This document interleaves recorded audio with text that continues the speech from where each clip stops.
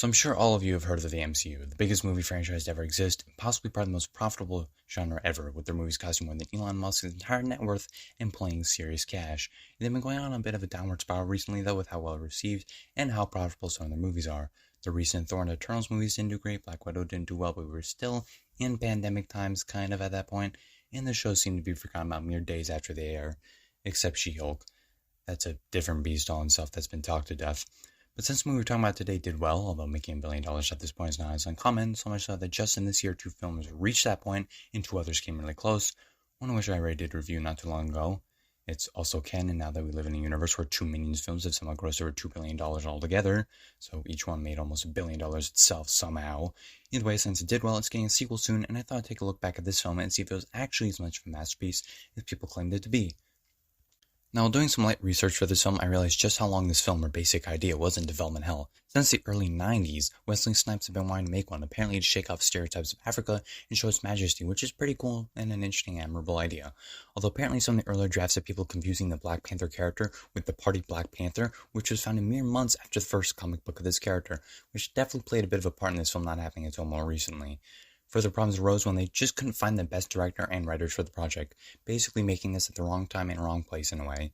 He eventually left the project and ended up making Blade, which was a superhero movie, so in a way, he did get something close to what he wanted at the time. Still sucks he never got to do it. Curious to what it would have been like.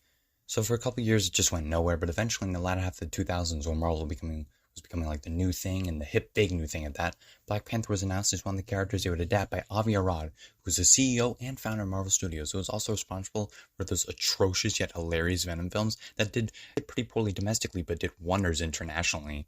They approached several people were interested in this character, including Fantastic Four director Tim Story and documentary filmmaker Mark Bailey, and by 2013, Vibranium was apparently officially introduced into the MCU, although apparently Iron Man 2 Wakanda was already shown on a map or something, so there's that. Then 3 years later, Black Panther would officially be introduced in Civil War, played by the same actor in this movie, and then 2 years later we got this movie, which apparently might have been directed by Ava DuVernay, who had previously done Selma and A Wrinkle in Time. Selma was about Martin Luther King Jr. and that whole, walk and stuff like that. She passed as there were some disagreements with the vision, and eventually Ryan Coogler came onto the project. Some interesting facts I found was actually in the opening scene, they got permission from Oakland, California-based AC Transit to use their logo around 2017, and apparently the opening was chosen to be there as director Ryan Coogler grew up near there, so that's pretty cool. Also, apparently Kraven the Hunter might have actually been involved with the film, but they didn't have the rights. But recently, there were some photos of Aaron Taylor Johnson from Godzilla and Age of Ultron playing him, so maybe Coogler could bring him back into the Black Panther films or something, or just some film later, or just even Marvel, they could bring him back later.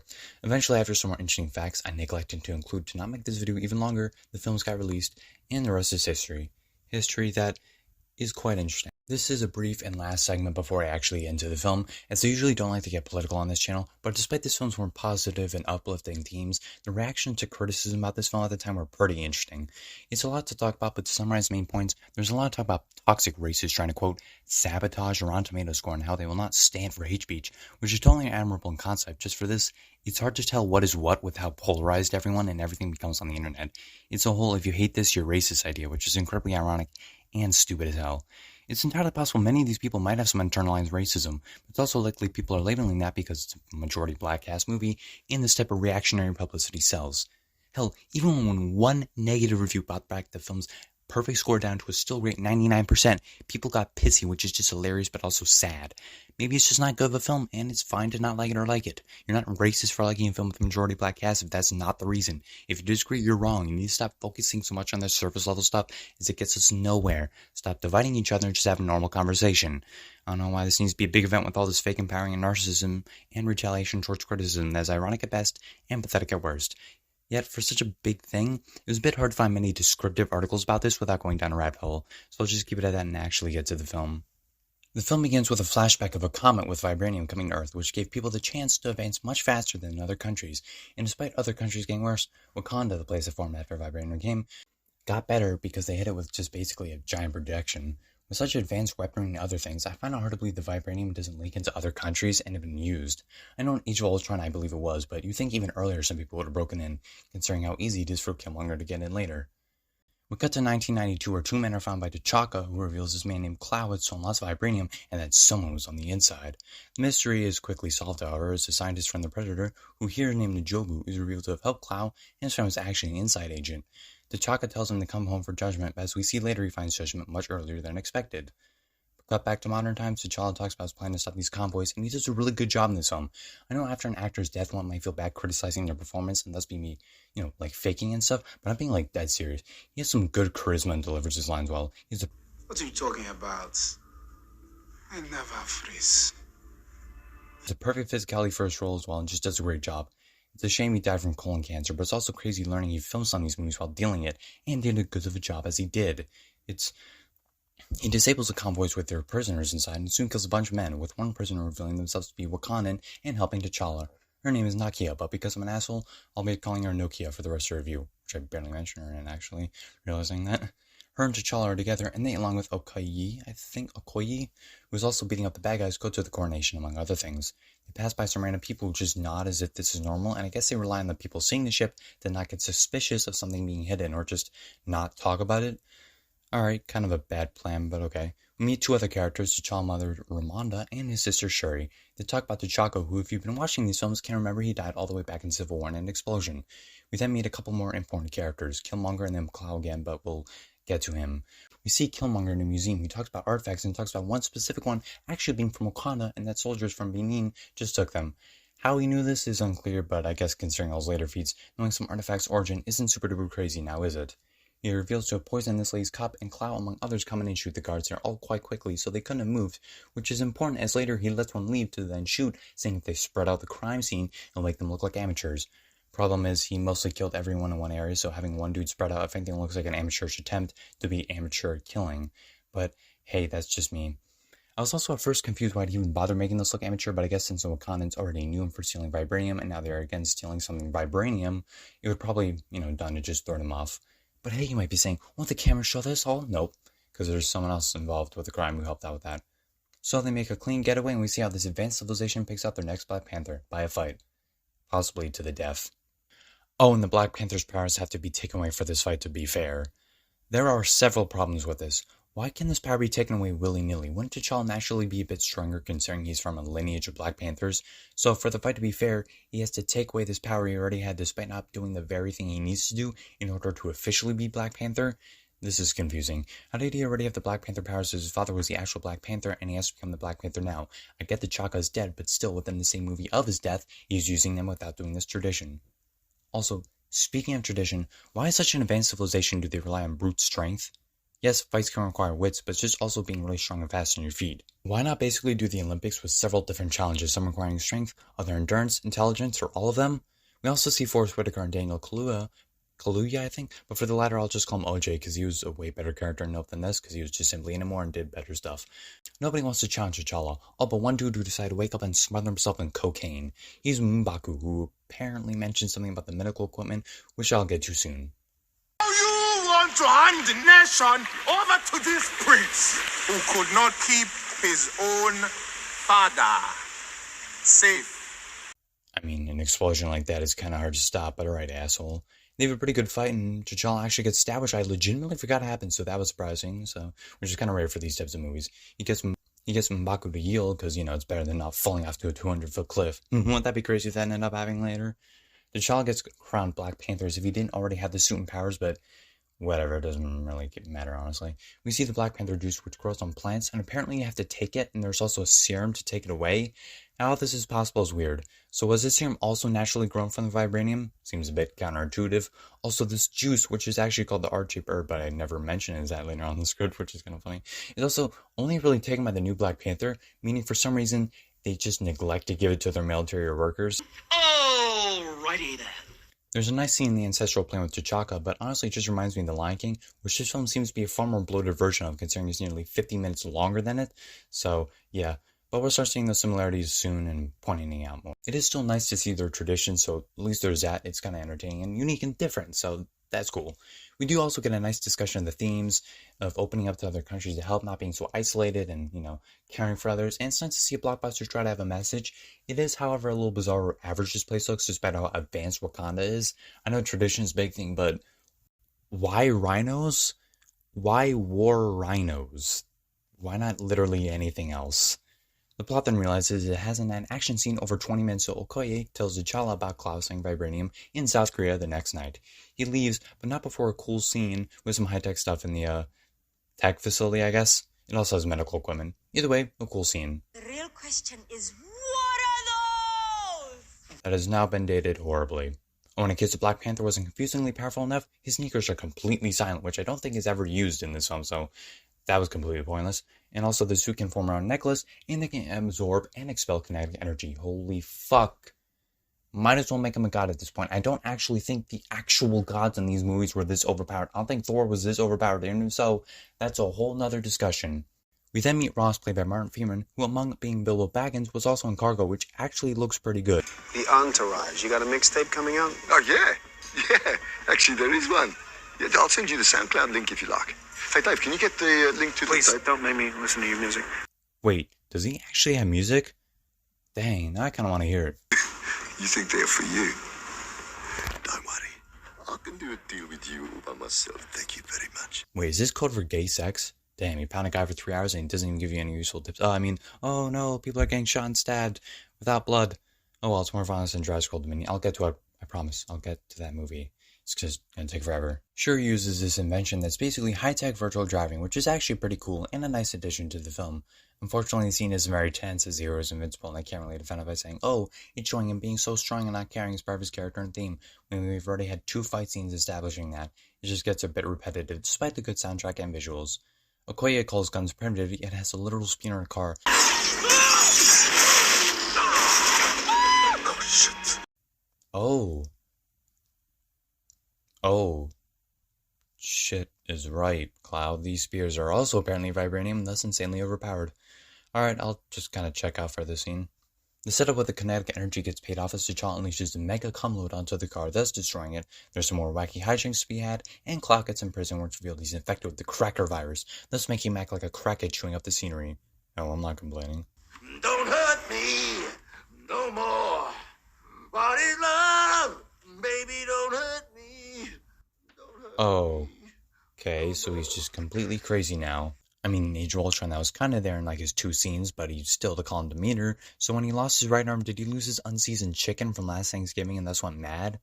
It's kind of bizarre, but alright. Also, Cloud reveals people are searching for vibranium and Wakanda, so they're actively looking for it and still somehow missed it. It's just a projection. How? Whatever. Nokia knows there's a truck that's already passed by, meaning one thing and only, and absolutely only. The main villain's finally returned. After being gone for like nearly 40 minutes of the film. Yeah, I was just kind of hopping around, doing his shtick for these past couple days. What exactly, I don't know. I don't really know. I genuinely think the writers don't know either. Just get Clow out with his cool mask Killmonger like from earlier. Escape and Ross gets shot and they bring him to Shuri, who apparently is the only one in charge of medics. Why? Why a literal teenager instead of at least several teenagers and adults? Why just her? I get she's smart, but everyone here is so overpowered and conveniently good at everything. At times it feels like a child wrote it. Just at times though. Also, OJ is here and is annoyed at T'Challa for letting Klaus slip, which is T'Challa's actual words and story instead of, quote, we got him, but someone relating to Wakanda, as I saw his necklace, blew up part of the facility and even shot one of my friends as well. We're going to find him. It just makes no sense. It's a lazy attempt to give reason for OJ to betray them all, as he says it's the same with T'Chaka and T'Challa and their power, doing nothing different to help people, which is also a lazy attempt to continue furthering the theme of this movie. It's just all around really lazy and contrived. So Killmonger gets the others to the plane, but ends up killing this guy and his girlfriend, and also kills Clow apparently for leverage to get inside Wakanda, for killing, as Ryan Coogler refers to as their Osama bin Laden, or at least he apparently said that. I mean, sure, I guess. Either way, Forrest Whitaker tells T'Challa the truth about the opening, that N'Jobu pulled a gun and got himself killed after he helped Clow steal the vibranium to try to take over the world and rule it, quote, the right way, or some shit like that. Apparently, he never wanted Forrest Whitaker to speak, as if a terrorist sympathizer being killed will piss off anyone. Killmonger gets stopped by OJ and shows off Clow's body, and because of that lazy scene earlier with T'Challa barely telling what actually happened, OJ doesn't just assume he's also crazy and absolutely not okay for attacking the Black Panther, nearly killing an American ally and stealing away a literal fucking terrorist. He's allowed to get in and is not executed on sight. Great, the whole second half of this film rests on a poorly written 1-minute scene. Yes, second half for what later feels like the inciting incident based off The Lion King. Bizarre pacing. T'Challa and some others talk for a bit before Killmonger shows up looking like he's going to ask for a time on the Xbox, and eventually gets someone to ask his name, and he reveals he's the son of Nujobu, which from the music cue seems like it was supposed to be a twist, when it's really not. It's just weird. Either way, he challenges T'Challa to a fight, and he obviously wins, again mirroring the Lion King with an outsider who's actually related, taking down the current ruler, and taking over the land, only to starve it out and destroy it. Except this takes place nearly 80 minutes in, when the Lion King would have ended already or come close to ending. I didn't know I accidentally put in Transformers Age of Extinction, but alright.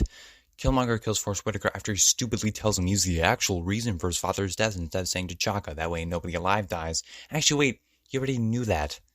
I found my daddy with Panther claws in his chest. You ain't the son of a king, you a son of a murderer. That. So why is he blaming T'Challa for this when he already knew his dead father did it? Oh lord, this film is taking quite the downward spiral, and a quick one at that. Also, you were not the reason for his death. He himself was by pulling out a gun to a literal bulletproof Black Panther. He is only himself to blame for his death like a fucking idiot. What the hell?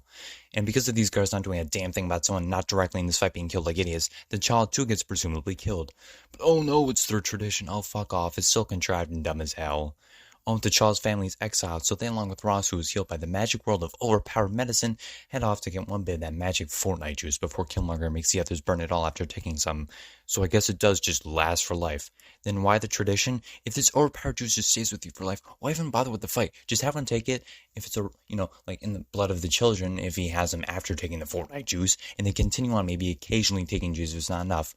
Why this fight to prove who's the best when the juice already makes you the best? Maybe I'm overthinking this. Okay, whatever. So I'm going to start summarizing this film more quickly because I don't want to be here too long and these things usually get copyright, so I'd rather not spend a week or two on a non-monetizable. Killmonger's plan is to send out Wakanda weapons to crackheads all over the world because that's apparently the smart thing to do. Ross and some others find T'Challa alive thanks to M'Baku after some good old goofy times.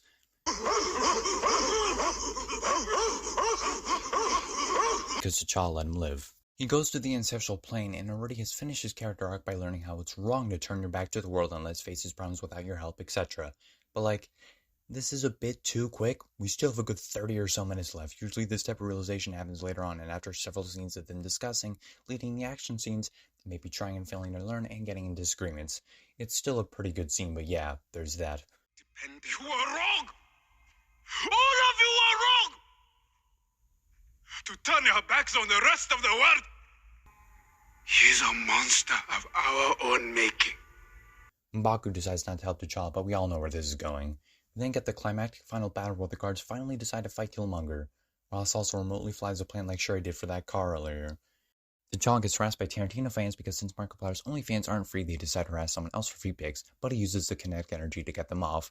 He and Killmonger fight, but since their suits are practically the same, it's very confusing to watch, as if the PS3 graphics made it any better. Oh, and the Jabari show up with M'Baku. Who could have predicted that? Oh no. T'Challa and Killmonger fight, and Killmonger gets stabbed, and instead of getting this terrorist what he deserved, Betrayed yourself. No, Optimus! he decides to show him the sunset because this idiotic lucky as hell madman deserves it, I guess. Just bury me in the ocean with my ancestors that jumped from the ships. Because they knew death was better than bondage. That is not how that works, but okay. Killmonger dies and everything goes back to normal. The day is saved, average people get their array with their balls of mass destruction as T'Challa gives them out like it's a Mr. Beast video. Wow, T'Challa, how brave. Who are you?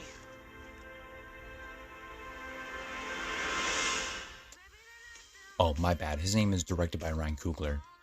And that was Black Panther.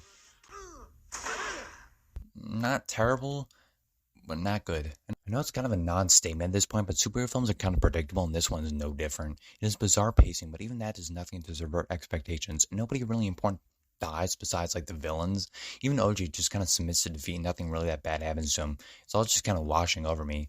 It's nothing too special, especially in the rather bad second half, but hey, there are some good things. The music is pretty good, and some visuals are too. Some fight scenes have some good things to them, like entertainment value. Cloud was decent, and so is T'Challa, and you can tell some scenes do try their hardest. It has some funny lines. It's not offensively stupid, or at the very least not all the time. Yet I still can't strongly recommend it. It's nice to see a majority black-led film do well, but still, there's room for potential. Maybe the sequel will be good, but I don't know. The cast looks pretty bloated. Oh well, I hope you enjoyed this video. You can follow me on TikTok or Instagram, as that's where I'm mainly active. Well, mainly Instagram. But yeah, and I'll see you in my next video. Bye-bye.